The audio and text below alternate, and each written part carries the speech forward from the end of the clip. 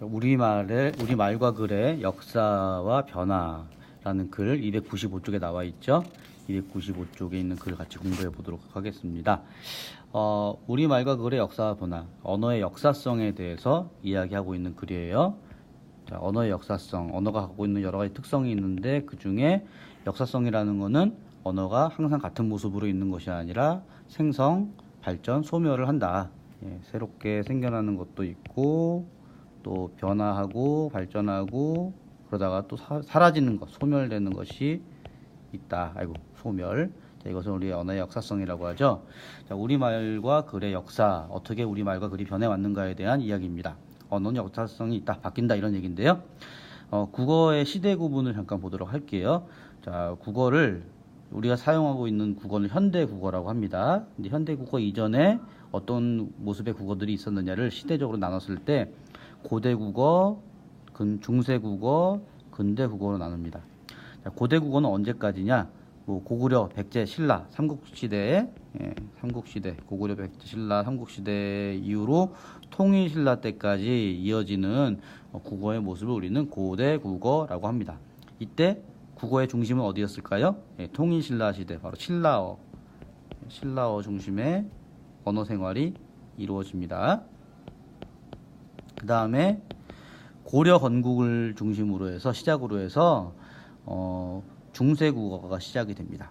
중세 국어가 어디까지냐면 임진왜란, 15세기 말이죠. 16세기 초반, 그래서 임진왜란 때까지를 우리가 중세 국어라고 하고요.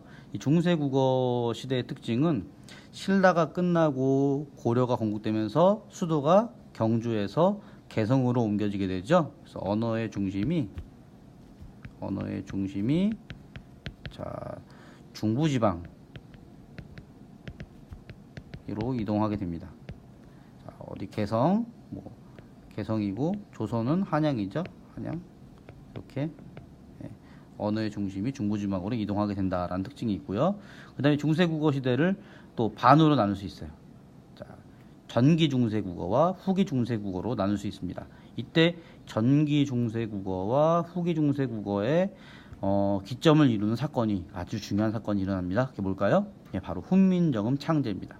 훈민정음 창제. 세종대왕이 훈민정음 만들기 전에는 전기 중세국어라고 하고 이후를 후기 중세국어라고 합니다. 왜 이렇게 나눌까요? 우리말을 기록하는 방법이 한자를 빌려서 기록하는 방법밖에 없었죠. 그 이전에는 한자를 빌려서 기록했는데 이제 훈민정음이 나오면서 우리말을 우리의 글로 기록하게 됩니다. 그러면서 국어 자료가 이전까지는 이제 부족했는데 자료가 많아지게 됩니다. 그래서 후기 중세 국어의 시작은 언제냐? 훈민정음 창제다. 굉장히 중요한 사건이다. 기억하면 되겠고요. 그리고 나서 17세기, 18세기를 지나면서 이제 근대 국어 시대가 열리게 됩니다. 근대 국어는 임진왜란 직후, 그러니까 중세 국어가 끝난 임진왜란을 기점으로 해서 그 이후를 근대 국어라고 해요. 갑오개혁, 19세기 말 1894년 갑오개혁이 일어날 때까지 이 시기를 근대 국어라고 하고 그 이후는 개화기 이후는 현대 국어라고 합니다. 자, 임진왜란이라는 사건이 왜 중요하냐? 임진왜란 때문에 굉장히 사회적으로 문화적으로 큰 변화가 우리나라에 일어나게 되죠. 신분제도 변동이 되게 되고 경제체제도 바뀌게 되고, 국사 시간에 배웠을 거예요. 사회 문화적인 어떤 큰 변화가 있었는데 이 변화가 사람들의 삶에 영향을 미칠 뿐만 아니라 언어에도 영향을 줍니다. 그래서 국어가 많이 바뀌게 돼요. 그래서 중세 국어와 근대 국어를 나누는 기점을 임진왜란 이야기를 합니다. 한 가지 주의할 점은요, 이런 국어사의 시대를 구분하는 것이 학자마다 다릅니다. 그래서 절대적이진 않다. 일반적으로 이렇게 얘기한다. 이렇게 알아두면 되겠어요. 우리 교과서 글에는 나타나 있지 않지만 그럼 한글을 창제하기 전에 우리는 어떻게 문자 생활을 했을까? 우리 한국어는 있죠. 한국어는 있는데 그 한국어 우리말을 기록할 문자가 없었기 때문에 어떻게 문자를 기록했을까? 여러분들이 잘 알고 있는 것처럼 무엇을 빌려서 기록했을까요? 바로 한자. 한자를 빌려서 기록을 합니다. 한자를 빌려서 기록을 하게 되죠. 한자는 우리말과 다르죠. 우리말과 다르기 때문에 우리말을 그대로 옮길 수는 없었어요. 처음부터 한자를 가지고 모든 걸 다 기록할 수는 없었어요. 일단은 한자는 우리 한글과 다르게 표의 문자죠. 그 글자 하나하나에 뜻과 소리가 있습니다. 그래서 한글을 우리가 한자를 이용해서 우리말을 기록할 때 한자의 소리를 빌려서 기록하는 방법, 우리가 음차라고 하고요. 또 뜻을 빌려서 기록하는 방법을 훈차라고 합니다. 이렇게 소리와 뜻을 빌려서 기록을 하게 되었습니다.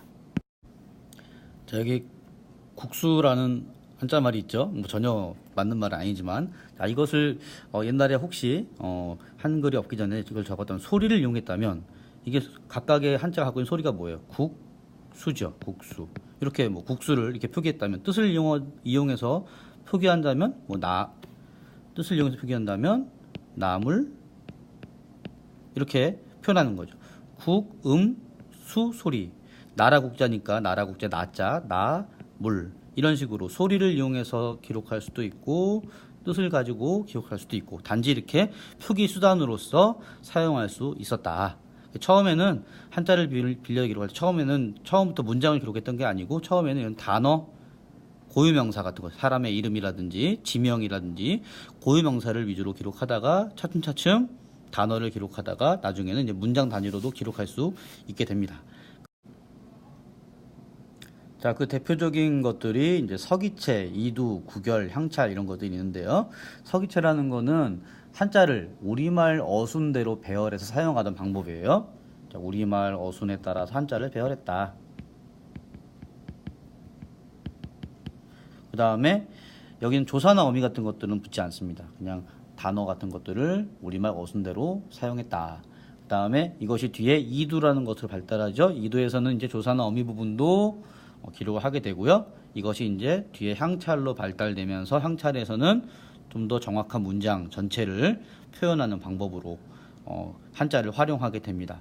또 구결이라는 게 있는데, 구결은 한자를 읽어 나갈 때 좀 더 쉽게 이해하기 위해서, 편하게 읽기 위해서 한자 뒤에 중간중간에 조사나 어미에 해당하는 말, 그것을 우리말로 이렇게 붙이는 그런 방법을 구결이라고 해요.